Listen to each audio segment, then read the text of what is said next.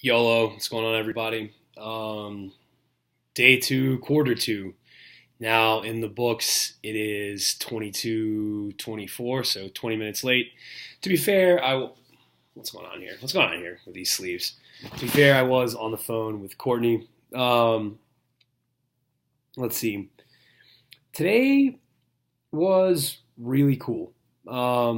Yesterday, there was some talk of what quarter two might look as far as implementing some changes in the learning environment, as far as, I guess, the learning environment and the teaching environment. So how the day-to-day was going to go was supposed to change, and that freaked a lot of people out, especially since quarter one, everyone seemed to like it a lot, just as far as the structure goes. Oh, I just noticed it. I'll stop. Today was really cool. Basically, we essentially had 3 mini breakouts, and the breakouts have been recorded and they've been posted.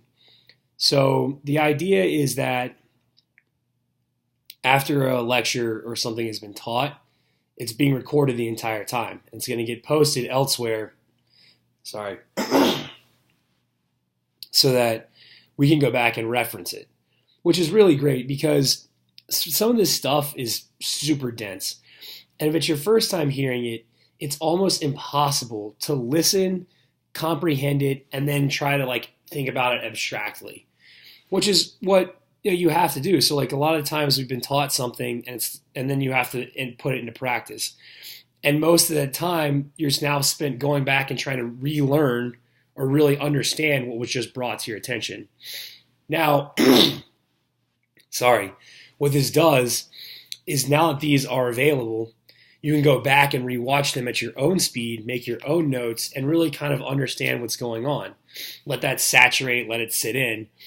And the idea behind that being that if your time would be better spent doing something else, then you don't have to be part of the breakout. That's way far down the line. Today was really cool, though. It's really exciting to see all of that. Also, I didn't talk about this yesterday, so I have my notes that I'm actually looking at today, as opposed to yesterday I took notes and then didn't even look at them. Forgot to talk about the wiki. So Brooks and Peter and Chad have decided that we'll have a class wiki page, which is really awesome. GitHub basically allows it, or has created this place, if you create a repository, that you can build a wiki page for something. And we'll have a G46 wiki. And that means we can have all sorts of things in there. Today I created a career services page that's part of our whole G46 wiki page. And in that, I have a few headers that have links that Jess and James have provided for us, like what your learn profile should look like, what your talent profile should look like, what your GitHub profile should look like. They gave us some resume stuff today, and I posted that on there. It's just going to be it's an awesome idea, and it's just kind of case in point again about just how cool Galvanize is, and I think also how cool our instructors are. The fact that this program is organic and that it responds to changes around it is what makes it unique. And we're fortunate enough to have people that listen to us, and so those changes feel like unique to us. So this wiki page is awesome, and we should have access to it when we leave Galvanize.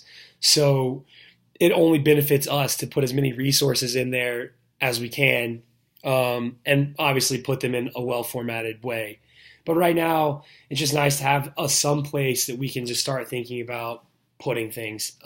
We use Slack a lot, but I like to call it the Slack hole, which means articles and things you post often get lost for 2 reasons. One, Slack is the notification system on it is silly. I get notifications on my Mac in my notification bar, but I don't get notifications anywhere else. I get them in Gmail, but I don't have email alerts set up to notify me on my phone. I can see that. The benefit of a messaging service is to know immediately what's happening, right? And I have my thing so that like it shakes at the bottom if a new message comes up, but that's still not enough. Like I want to be able to see like new message from Slack. Like there's just got to be a better way. So anyway, regardless, so because the notification system is silly, it also kind of things can get lost in what I call the Slack hole. The thread can get really big. So we have one thread for our entire beginning of the cohort, and people have posted a lot of stuff on there. And sure, you can scroll through, and sure, you can like star things, but only admins have the right to pen things. It's just this whole big deal. And it could be partially that I'm unfamiliar with Slack, but at the same time, that just speaks to Slack itself and like and as it should be intuitive, right? That if I'm going to post and share these things with you, that like they should be in a readily available location. So the wiki solves that. And the Slack hole page, it was just basically a temporary hold space for whatever we want to share for that day. So people find articles that's relative to what's going on, that's relevant to what's going on. And I posted to the Slack hole. And now they're not lost in Slack. They're at a specific place. So touched on a little bit about this, but I want to get a little bit more into it. Career services came today.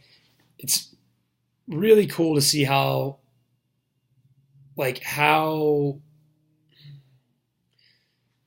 don't know, it's just how invested Galvanize is in your hiring process. Obviously, our success is their success. Like it's a mutually beneficial relationship, but it seems like it goes more than that. It really seems like Jessica and James and that whole career services team truly cares about what's going on. You know, like no one talks that passionately about resumes unless they actually care what's happening. And sure, it's their job to make sure like you get somewhere because it reflects good on Galvanize. I'm just saying it comes off as something else. There's something deeper there that drives their desire to help us. And I think that's probably the same thing with our instructors. There's something deeper than the love for Galvanize that drives their desire to, or their ability, that drives their passion. You're right. You can just, it's got to be, passion has to be the word to explain like how awesome everybody is there. As far as like what's going on today, just a little bit of review. Peter went over a GET request. He went over a push request. Brooks basically built an OMDB app and goes through and pulls specific information and was able to post it to a page. Chad went through using data attributes, and we learned a lot of cool stuff today using just a whole bunch of information. And this is why like the video format is really cool, because Chad threw out a whole bunch of new information with old information. And while you would normally be sitting there trying to go over step by step, like what the hell just happened, you can kind of take it in stride and at least understand like the outside concepts of what's happening. And then you can go back and really see, oh, I see this. Oh, this makes more sense now. I don't know. Videos are just invaluable resource. Let's see. What's going on tomorrow is we have a review for quarter one. People are kind of stressed out about it, which I think is silly. I'm not stressed out about it only because I feel like there's just so much confidence that was instilled in us after quarter one. I'm ready to have it kicked out from underneath me for quarter two, but I feel pretty good about quarter one stuff. We'll see how the assessment goes. Basically, the assessment is a way for the instructors to make sure you as a student don't fall through the cracks. So I imagine they're going to give us, let's say, here's an API. We want you to do this, this, and this, and this. This, and this being, we want you to make sure you can use jQuery. We want to make sure you can manipulate the DOM. We want to make sure you can use CSS adequately. We want to make sure you can use GET requests. And the new one will be they want to make sure we can use push requests to, after we've gotten some data, to put it back into a new place. And what that does is, you're supposed to do this by yourself. So instructors can readily determine where you're at. They want to be able to identify if you're lacking somewhere. And you should be able to identify now if you're lacking somewhere. It's super easy to say, check the box, like I definitely know how to do this. When the time comes to actually do it though, you find that it's never that easy. So while I'm not stressed out about it, I'm excited to know where my pitfalls are so I know where I can work harder. So after Wednesday, the instructors will know where everybody is. You should have a good idea of where you are.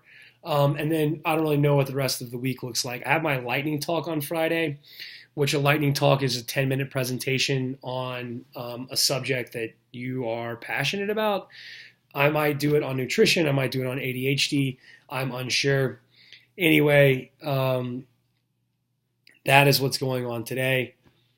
Schedule is kind of weird because there's like no, like usually like you can be like, all right, I need to be learning this. I need to be learning that. I need to be doing this. I need to be doing that. And that's not there. You know, like you just basically kind of wait and see for Wednesday. I would have liked the assessment to be today and had known about it during break, but what you can't, beggars can't be, what I don't get a fucking say. It doesn't matter what I want. And they know what they're doing, so it's probably better it's tomorrow anyway. I'll report back and let you guys know how it goes. Anyway, I will talk to you later.